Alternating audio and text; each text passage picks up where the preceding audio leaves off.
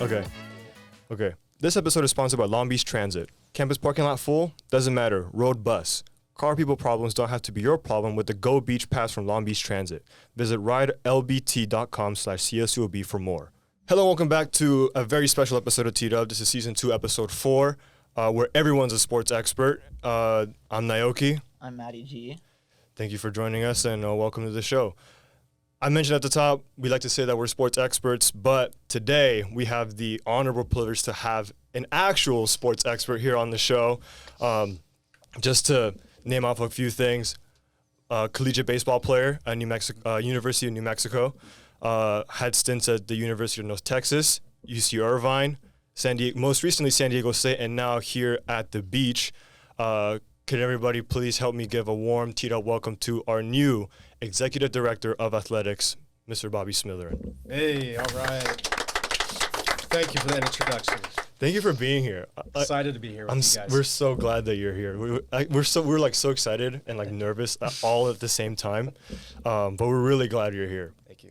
And as always, we're going to start off with some beach sports that have happened during the week.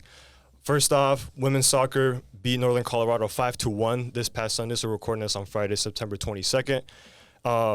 Really good game. Yeah. High-scoring game.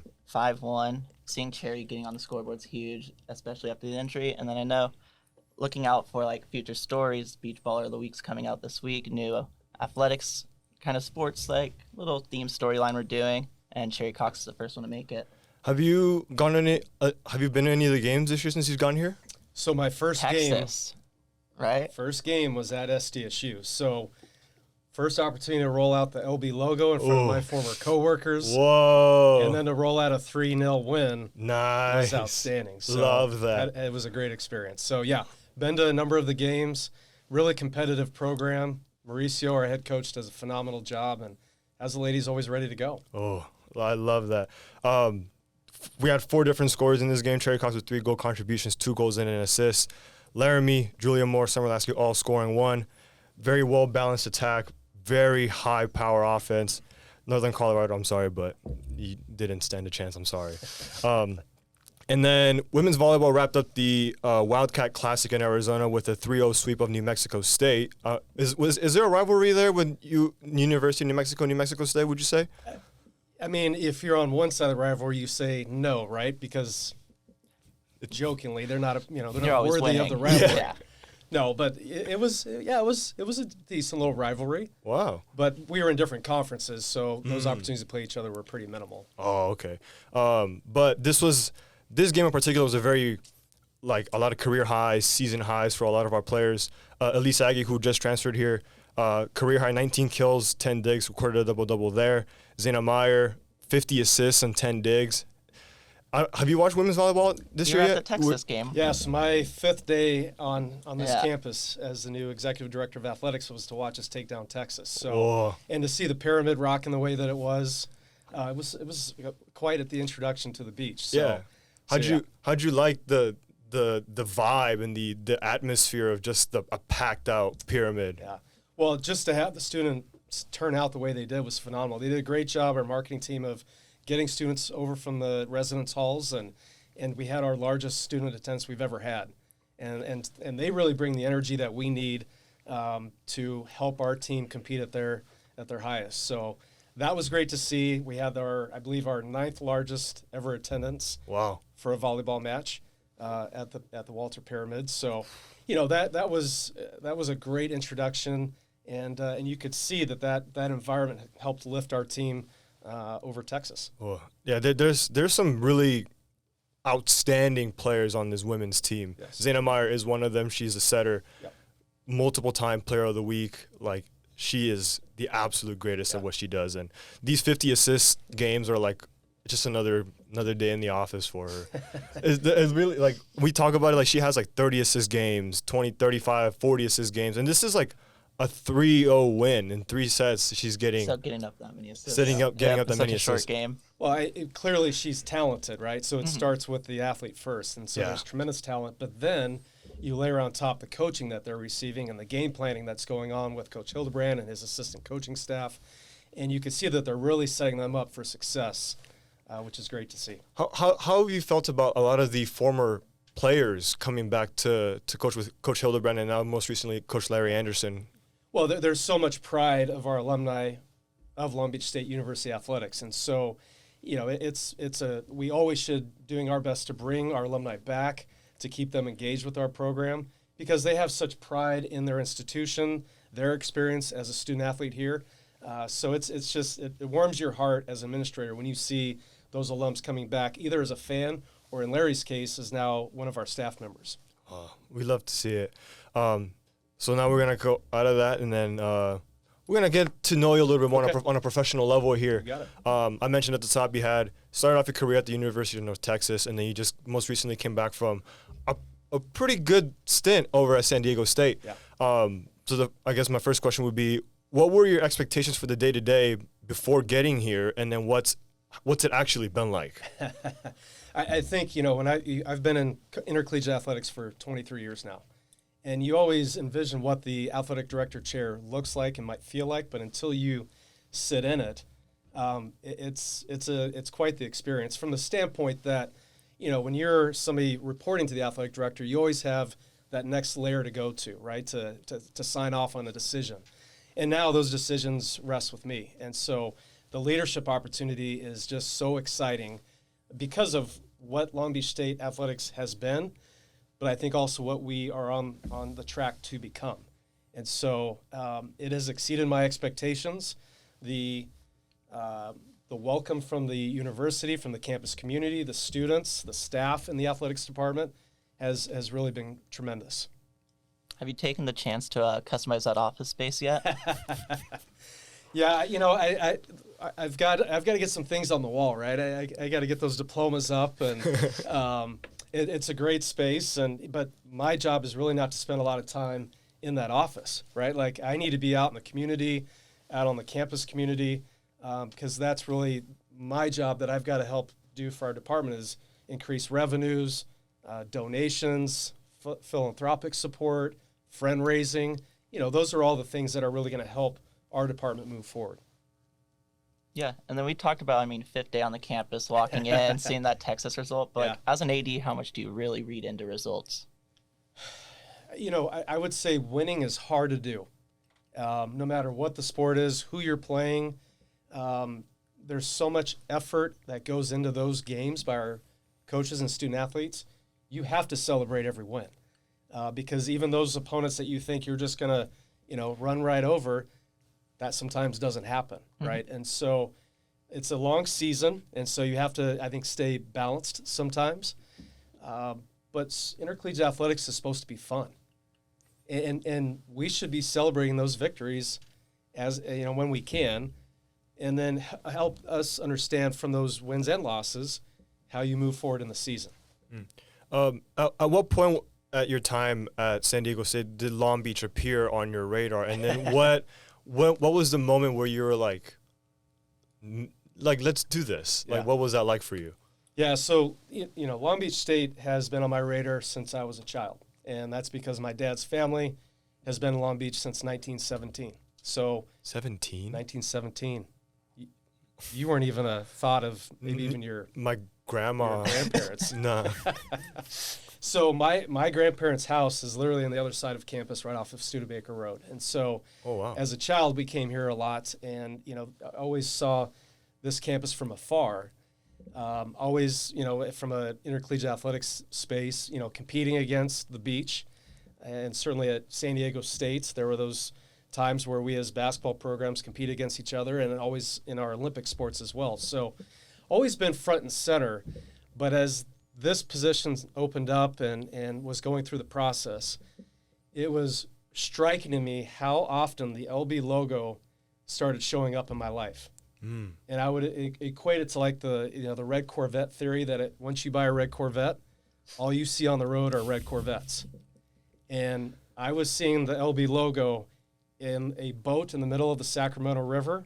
Really? I saw the LB logo on a San Diego State athletics Zoom that I was having with incoming San Diego State student athletes. A parent screensaver was the LB logo. So, there were those kinds of opportunities that, you started to think, okay, there's something going on here. But but the personal ties to the region and to this campus were natural to start with. And then once I started digging into this campus and this program, athletics program, it was a no-brainer. Yeah, and then we kind of mentioned your baseball career earlier. So, like, at what point was it time to put down, I guess, the bat and then move into sports management?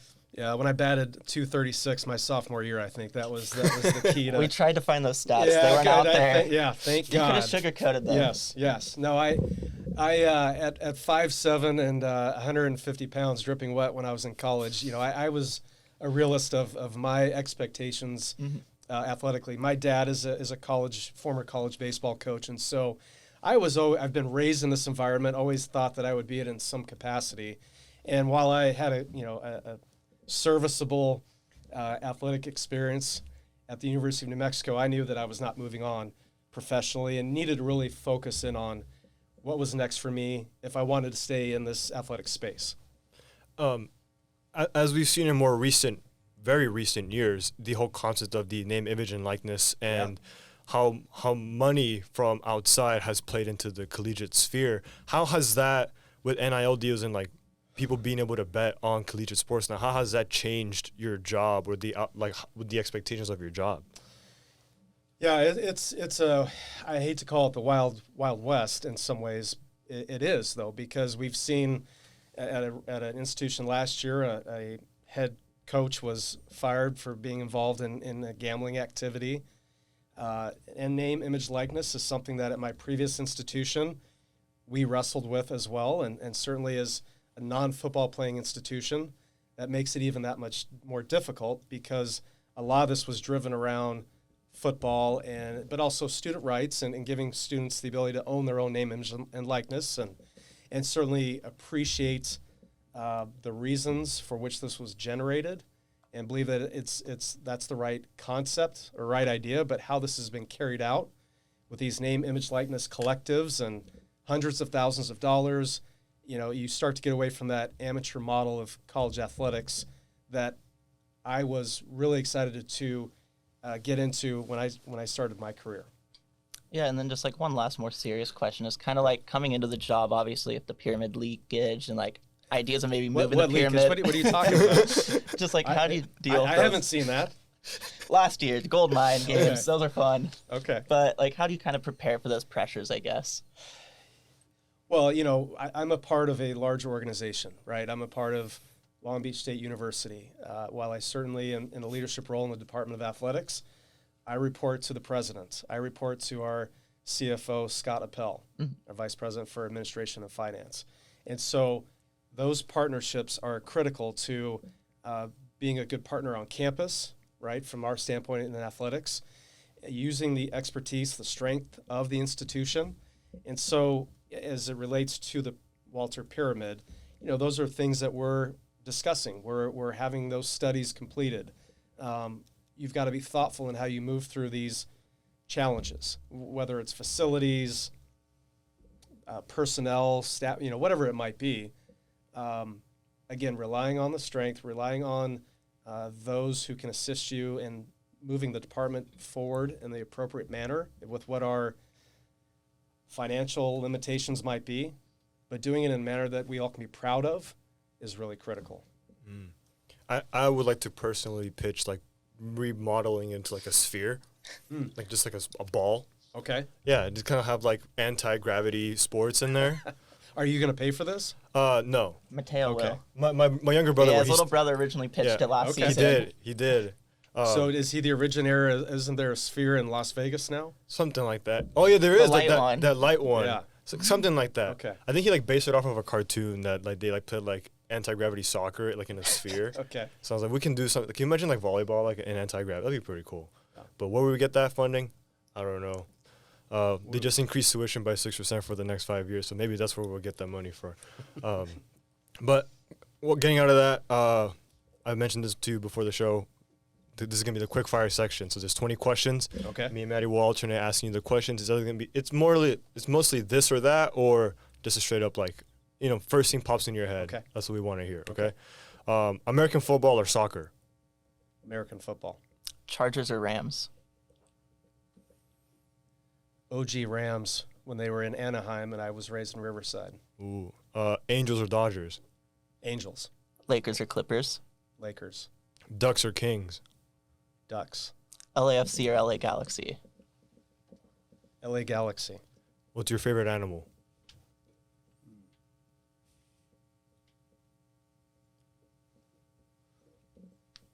Let's go tiger. Favorite subject in school? History. Pancakes or waffles?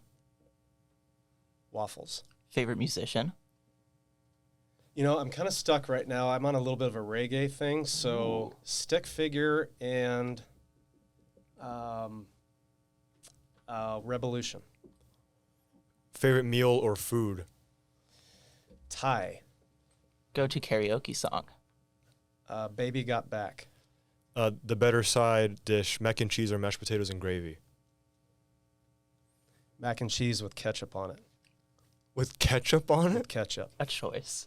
Favorite holiday? Give it a try. Yeah. Okay. Favorite holiday? Favorite holiday? Christmas. Speak every language or talk to animals? Speak every language. Cake or pie? Pie. Favorite sports venue food? Nachos with jalapenos. Ooh. Favorite athlete? What sport? Any? You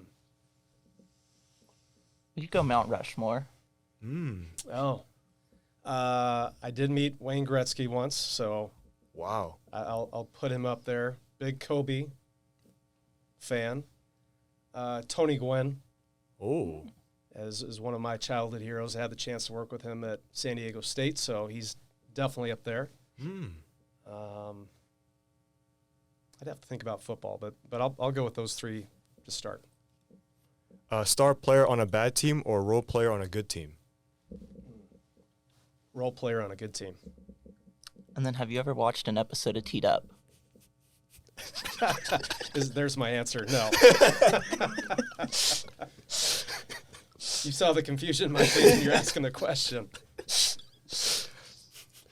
segueing that, I think it's a perfect time to go into a segment that only Teed Up's known for, Banana Okay. Break. Okay. And I want to start this one off by maybe pitching something to the athletics department. So, we know sports drinks are good recovery, Yep. but the New York Times actually published a study that bananas are better for recovery than sports drinks. So, I mean, I don't know what kind of program we're on, how many bananas we're getting into the players, Okay. but maybe move it up. We've got a nutrition center in the Yeah. Walter Pyramid, so we'll have to look into our banana intake and see. Now, bananas from a certain part of the country, world. Ooh. I mean, we've What's talked the level about of ripeness of a banana? I mean, there's a lot of ways you can go with this. You know, we'll Bananas discuss Foster. Yeah. I mean, come on. it depends on the player, I guess. I know Colorado plantains, that's one of Chef Prime's favorites, so it's working for Chef Prime. Is he Chef Prime or is he Coach Prime? He's Coach Prime. In that video, he was Chef Prime. Oh, okay. I just make sure. And then a little bit of a different one here is a friend of the pod from last semester, Charles Barkley. Ian Gilligan, one of our former golfers, we compared their Yes. swings, but Aiden, I'm going to need this video edited in.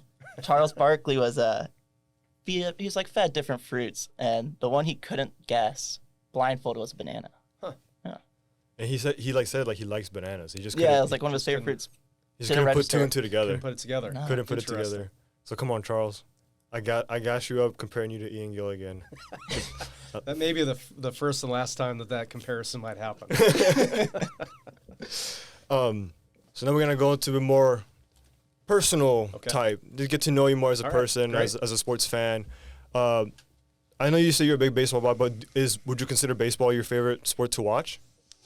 I would consider football as my favorite sport to watch. And what would you say is your favorite football team? Who do you root for at the moment? I would say the LA Rams, and not because they won a Super Okay. Bowl recently. Okay, there's I share the OG moment. Yeah. Anaheim. Okay, so yeah, I would say them. I mean, I guess going back to baseball, how do you like these new rules this year? Yeah, I think anything that helps speed up the game is a good thing for fans, right? I'm a bit of a traditionalist, and You know, I appreciate the umpires and the human element to the game. Mm-hmm. I know that in this day and age of technology, it probably makes people's heads pop off if something is so blatant, right, that they're missing it on the field. But yeah, it's been impressive to see the impact that those measures have had in the game, and you know, speeding up the game time. Yeah, and then I assume based off the height and weight you gave us, you're playing like second base or shortstop. Why would you say that? So, like, did you ever find yourself dozing off in the middle infield? No, because you might get your face, taken off by a ground ball. But yeah, I get that a lot. People, when they say you played baseball, then they'll immediately say, "Oh, you were a second baseman." So yeah, I think my first 2 years I was a designated hitter, and so the joke was I was the shortest designated hitter in Division I in the country, and then they kicked me out to the outfield for the next 2 years because I had happy feet around second base because those guys are bearing down on you to turn a double play. And, again, at 5'7", 150, I was dancing around there too much. So they said, you get back out to the outfield. So do all the Big West ADs, do you guys like all know each other? So being that I'm in my fifth week, I don't, there's a couple individuals that I do know from working with them at previous institutions. Paula Smith at UC Irvine, we worked together at UCI. And then Don Oberhelman, who's the athletic director at Cal Poly, we worked together at San Diego State. So, I'm kind of the newbie, the new kid on the block, and looking forward to getting to know my colleagues. So then, let's say the entire nation of D1 ADs had a big group chat. Who would you be the one that's when there's a game coming up between two ADs, just be like, hey, watch out for this game, and then when you win, it's take that. Well, I had a little bit of that moment the first week when our women's soccer team played at San Diego State, and their athletic director and I are good friends, and we were kind of shoulder to shoulder, and it was that first moment of I beat you, and he laughed, and and I have to be careful and being too braggadocious here because turnaround's fair play. Yeah. But it's, again, as I said earlier, college athletics should be fun. This is not life and death, and certainly we take what we do seriously. But at the end of the day, once the game is over, we're all supporting one another, and we want what's best for our student athletes.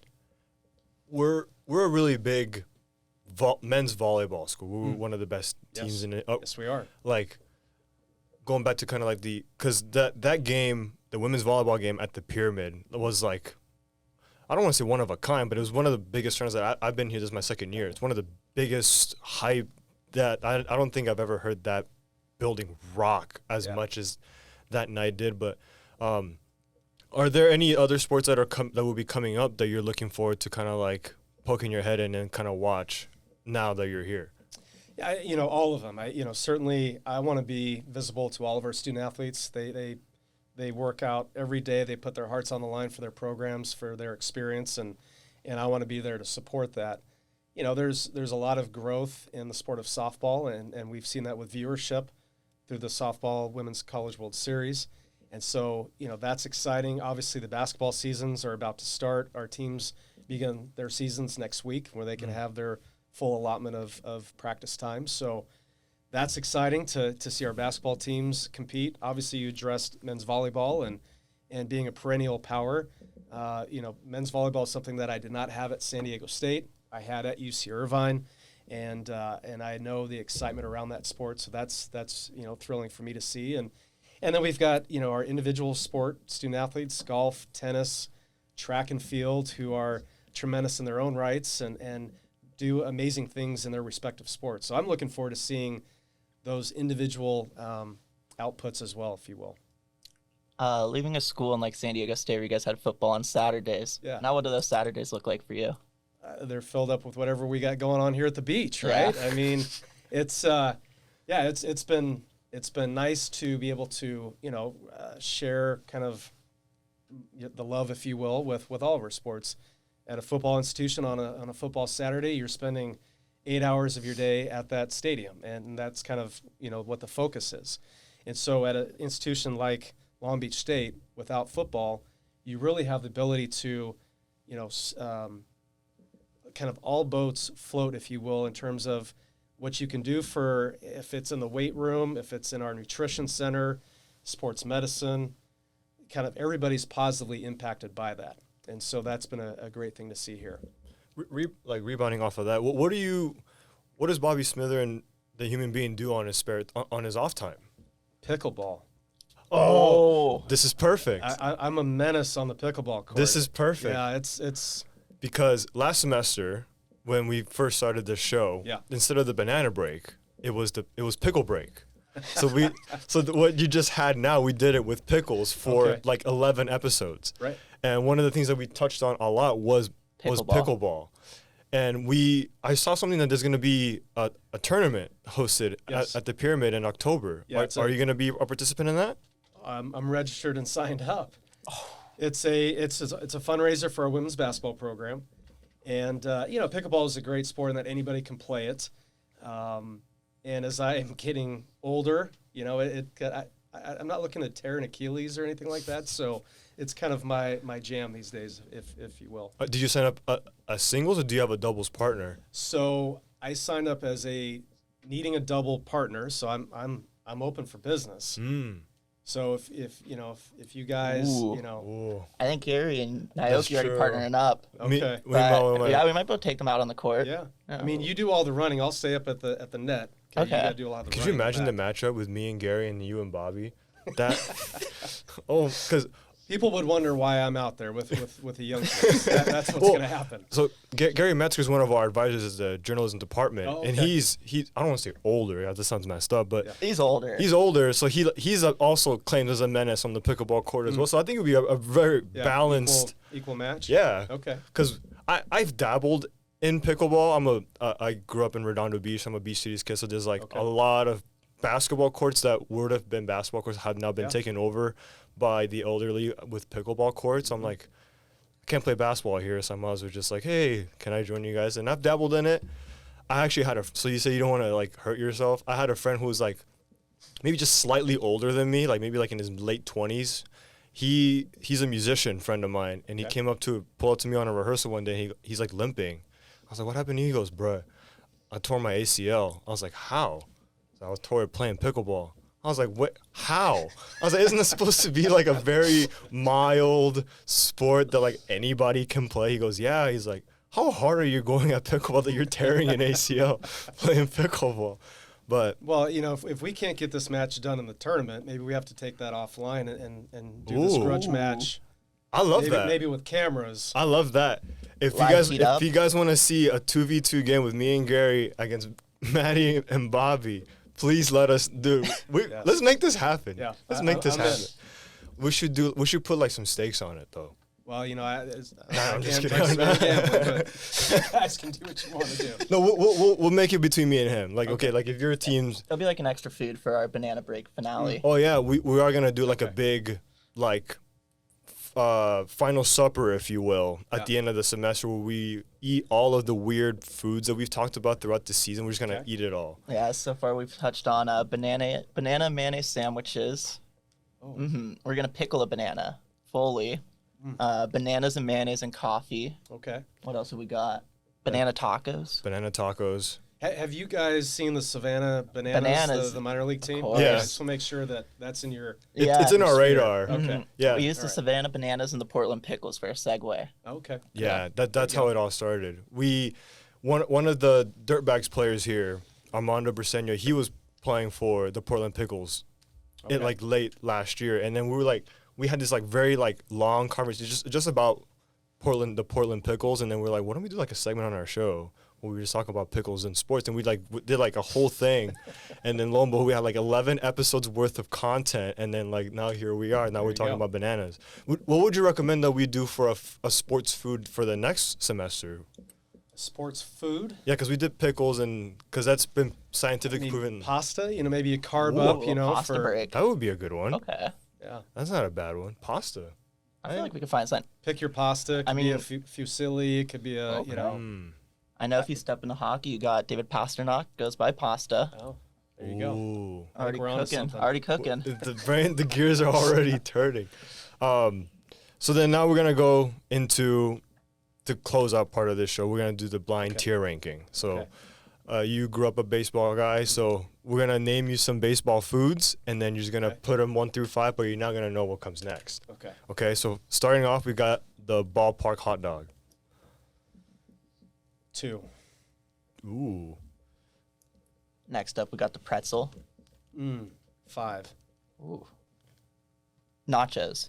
Well, that was 1. That was one. I already knew it coming. All right. Yeah, we saw that already. I saved, hot dog was the 2, so you knew it was coming. True. And then chicken tenders and fries.